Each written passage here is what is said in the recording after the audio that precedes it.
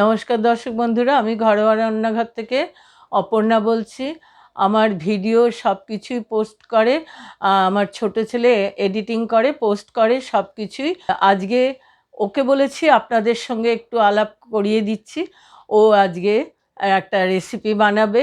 আপনাদের অনেক ভালোবাসা সহযোগিতা ওকে দেবেন, ভালোবাসা দেবেন যাতে ও একটু করতে পারে, সহযোগিতা মাঝে মাঝে। আমি তো করি, ওর সঙ্গে ও নতুন নতুন অনেক শিখেছে। এখনকার ছেলে তো খুব ভালো রান্না করে, আমাদের বাড়িতেও মাঝে মাঝে ও করে খাওয়ায়, খুব ভালো লাগে খেতে। যেহেতু আমার সঙ্গে ইউটিউবে আছে, অলমোস্ট রান্নাগুলো ও সব শিখেই গেছে। কাজে ওর রান্না খুব ভালো, আপনারা ওর সঙ্গে সহযোগিতা করবেন ভালোবাসা দিয়ে।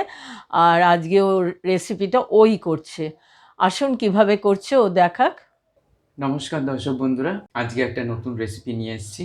আমি মামুনির চ্যানেল ঘরোয়া রান্নাঘরে। নতুন রেসিপিটা হচ্ছে খুবই সিম্পল একটা আলুর ঝোল তরকারি। দেখুন কিভাবে বানানো হয়। এটা রুটির সাথে বা পরোটার সাথে খুব সুন্দর লাগবে। খুব সিম্পল আলুর ঝোল তরকারি। চলুন আমি দেখাই কিভাবে করব। প্রথমে কয়েকটা আলু আমি কেটে নেব।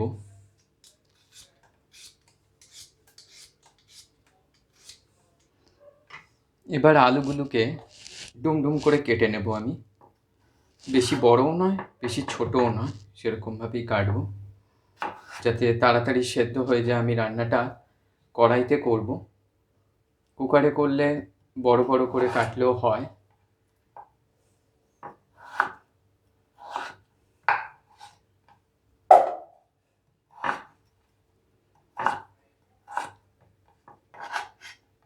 এইভাবে আমি আলুগুলোকে ডুম করে কেটে নিয়েছি। এবার আমি টমেটো আর লঙ্কা চিড়ে নেব। টমেটোগুলোকেও ডুম করেই কেটে নেব।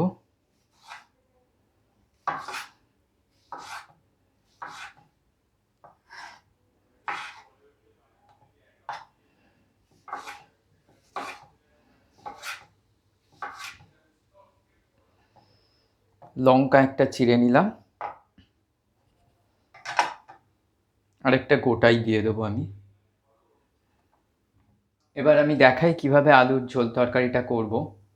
প্রথমে আমি কড়াইতে 3 টেবিল স্পুন মতন তেল দিয়ে নিয়েছি। এবার এটাকে ভালো করে গরম করে নেব। তেলটা গরম হয়ে গেলে প্রথমে আমি 1 টিস্পুন 5 ফোড়ন দিয়ে দিলাম।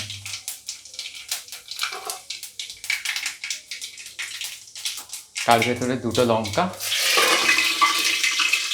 আর যে টমেটোটা কেটে রেখেছিলাম সেটাকেও দিয়ে দেব।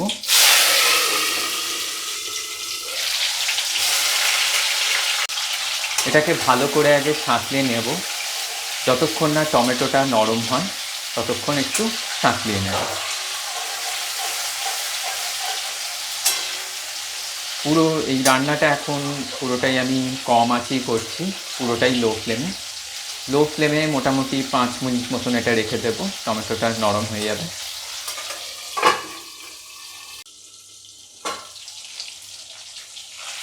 এই যে দেখুন টমেটোগুলো সব নরম হয়ে গেছে।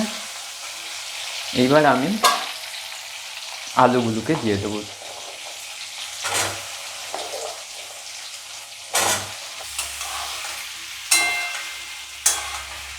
এবার মশলার মধ্যে যাবে প্রথমে মোটামুটি 1.5 টিস্পুন লবণ আন্দাজ মতন, 1/2 টিস্পুন হলুদ, 1/2 টিস্পুনের মতন একটু চিনি দেব স্বাদটাকে ব্যালেন্স করার জন্য। আর এইটার যে মেইন ইনগ্রেডিয়েন্ট যেটা খুবই সিম্পল, মোটামুটি 1 টিস্পুন মতন আমি হিং দিয়ে দেবো। এই হচ্ছে পুরো মশলার উপকরণ। এই দিয়ে আমি রান্না করব। আপনারা চাইলে সবজি মশলা বা কিছু অন্যান্য মশলাও অ্যাড করতে পারেন, কিন্তু এটা খুবই হেলদি একটা আলুর তরকারি বানাচ্ছি, যেটা রুটির সাথে বা পরোটার সাথে খুবই সুস্বাদু লাগবে।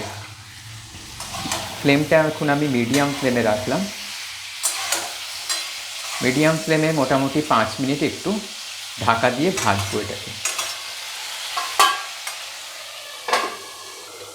মাঝে একটু এসে নেড়ে দিয়ে যাবে যাতে এটা লেগে না যায়, আর আলুগুলো ভালো করে যাতে ভাজা হয়, সাঁতলানো হয় তেলে। আমি তাই মাঝে এসে একটু নেড়ে দিচ্ছি।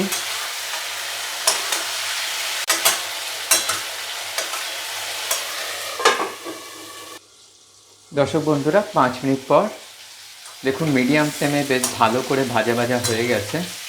এর থেকে বেশি ভাজা করার দরকার নেই। এইবার আমি মাপ করে জল দিয়ে দেবো।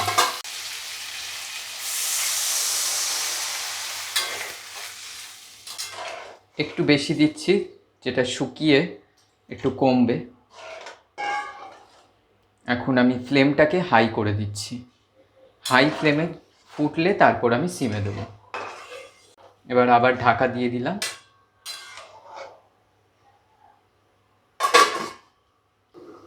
এবার দেখুন 2 মিনিটের মধ্যেই ফুটে গেছে। এবার আমি গ্যাসটাকে সিমের থেকে একটু হাই ফ্লেমে আমি দিয়ে মোটামুটি 10 মিনিট এটাকে সেদ্ধ করব। দর্শক বন্ধুরা, মোটামুটি 10 মিনিট পর ফিরে এলাম।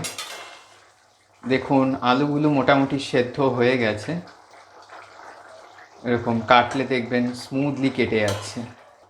এবার আলুগুলো সব সেদ্ধ হয়ে গেছে। আমার একটা ছোট্ট জিনিস দেখাচ্ছি, যেটা করলে এটা স্বাদ আরও বেড়ে যাবে আর একটু ভালো লাগবে। সেটা হচ্ছে কিছু আলু একটু ম্যাশ করে দেবে কড়াইতে থাকা কারণে। তাহলে দেখবেন ঝোলের একটা টেক্সচার আলাদা হয়ে যাবে, একটু ঘনত্ব টেক্সচারে আসবে, আর এই আলুর জন্য একটু টেস্টটা আলাদা ভালো লাগবে। চলুন তাহলে এটাকে আমি নামিয়ে নিই। আমার রেসিপিটা হয়ে গেছে, আমি গ্যাসটাকে বন্ধ করে দিলাম। দর্শক বন্ধুরা, আমার আলুর ঝোল তরকারি রেসিপিটা কমপ্লিট হলো। রেসিপিটা কেমন লাগলো আমাকে জানাবেন কমেন্ট বক্সে। ভালো লাগলে লাইক সাবস্ক্রাইব করতে ভুলবেন না। নতুন বন্ধুরা সাবস্ক্রাইব করে বেল আইকন টিপে দেবেন, যাতে এই মামুনির চ্যানেলে আরও নতুন নতুন রেসিপি আপনারা দেখতে পারেন। আজকের মতো রাখছি, আবারও আসবো, মাও আসবে এখানে রেসিপি আরও দিতে। নমস্কার।